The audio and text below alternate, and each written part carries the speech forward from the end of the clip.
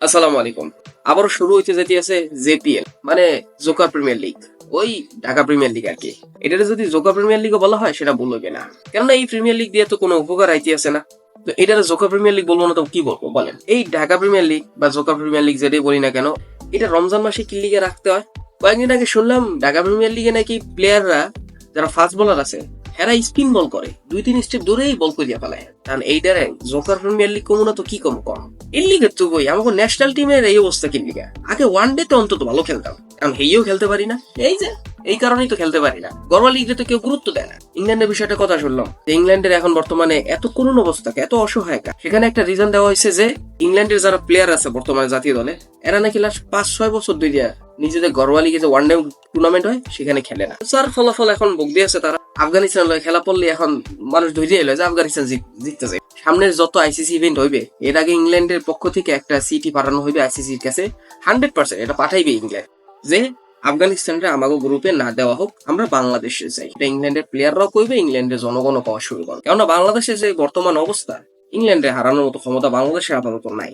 তো এই হচ্ছে পরিণতি ঘরোয়া লিগের প্রাধান্য না দেওয়ার। তো আরো একটা বার রমজান মাসে জোকার প্রিমিয়ার লিগ শুরু হয়ে গেছে। দেখা যাক এইবারের জোকার প্রিমিয়ার লিগটা কতটা উপকার হয়। এইবারে জোকার প্রিমিয়ার লিগে অনেক প্লেয়ারের খেলার সুযোগ হইছে বা হইতো, কিন্তু বড় বড় প্লেয়ার যারা আছে তারা নিজেদের পারিশ্রমিক বাড়াই ফেলাইছে। পারফরমেন্স হইল গোড়ার আন্ডা, পারিশ্রমিক বাড়াইছে বিপিএল আইপিএল এর মতো। এই পারিশ্রমিক না দিলে এরা খেলবে না। তো ঢাকা প্রিমিয়ার লিগের যারা ওনার আছে এরাও সুন্দর মতো জবটা দিয়ে দিছে, তোমাকে খেলা লাগবে না, তোমরা বাইরে যাও, তোমরা মুড়ি খাও, মুড়ি বিক্রি করো, ইফতার বিক্রি করো, এই দিয়ে টাকা ইনকাম করো তোমরা। ব্যাপারটা ওই লিগে ওইরকম। ওই যে বর্তমানে একটা রিল কিন্তু ভাইরাল যেতে আছে, ওই মাইকটা মাইয়েকে সামনে ধরে, মাইয়েকে প্রশ্ন করে আপনার ফিউচার হাজবেন্ডের মাসিক কত ইনকাম আপনি চান। তো ওই মাইয়া পরিপ্রেক্ষিতে কয় যে বেশি না, যদি 2-3 লাখ টাকা হয় তাহলে আমার বিয়ে করতে পারবে, সমস্যা নেই, আমি বিয়ে বল।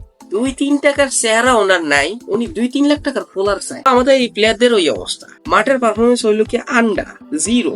এরা পারিশ্রমিক চাই হাই লেভেলে। তো এই কারণেই এবার অনেক প্লেয়াররা বইয়ে এবার মুদি বিক্রি করবে, ইফতার বিক্রি করবে। আমরা যদি সুযোগ পান গিয়ে হ্যাগতে ইফতার কিনবে। তারপরও এবার একটু ভিন্ন মাত্রা শুরু হইতেছে। দেখলাম জমজমাট ভাবেই ক্যাপ্টেনরা আইসে মাঠের মধ্যে ফটো সেশন করছে। জার্সি জার্সি দেখে ভালোই লাগলো। অনেক পুরানো প্লেয়ার দেখে ভালো লাগছে, সাব্বিরে দেখে ভালো লাগলো। আমরা যারা 2012-13 সালে ক্রিকেট ফলো করি তারা তো আমরা জানি সাব্বির কি করতে পারে, সাব্বিরের প্রতি আমাকে কতটা ইমোশন। তো এইসব প্লেয়ার দেখলে তো মনটা শান্তি হয়ে যায়। আমারও সাব্বিরে দেখে ভালোই লাগলো, তামিম ভাইরে দেখলাম, তো সবকিছু মিলিয়ে ভালোই লাগলো। আর মাঠের ক্রিকেটে কতটা ভালো হয় হইয়া দেখার বিষয়। ওই তো মাহে রমজান এরকম একটা টুর্নামেন্ট আসছে, আবারও কি ফাস্ট বলাররা স্পিন বল করে, স্পিন বলাররা কি করে আল্লাহ জানে, কি গজার খিচুড়িটা পাকাইবে হইয়া আল্লাহ জানে। তো আমরা কিছু পাকান লাগবে না, খালি সাবস্ক্রাইবটা কইরে দিয়ে যান, হইয়া তুমি খুশি।